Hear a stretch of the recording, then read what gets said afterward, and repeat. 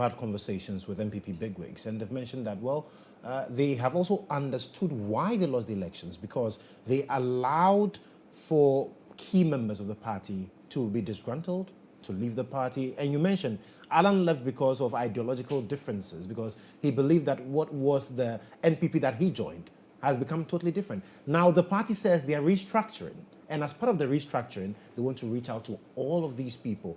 Does the Movement for Change have a future, especially maybe in the 2028 elections? I just gave you, as by way of my preliminary comments, that the Movement for Change is consolidating its efforts to becoming a third viable option. So returning to the NPP is not an option currently. As I speak to you now, there is no evidence of such thoughts filling the minds of the leading members of the Movement for Change.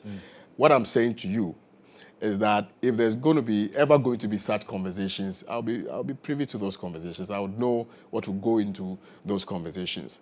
Again, the NPP sublimely admits that the exit of Alan Kyerematen affected them greatly, but they have decided not to make it so pronounced. And so oftentimes you would notice that, they do what we call flying the kite. So sometimes they allow some of their people to post the picture of Alan Kyerematen, then they go around to get other people to comment, to create the impression that he is not as important as he thinks he is, and so if he were to return to the party, it is not going to add or bring any value to the party.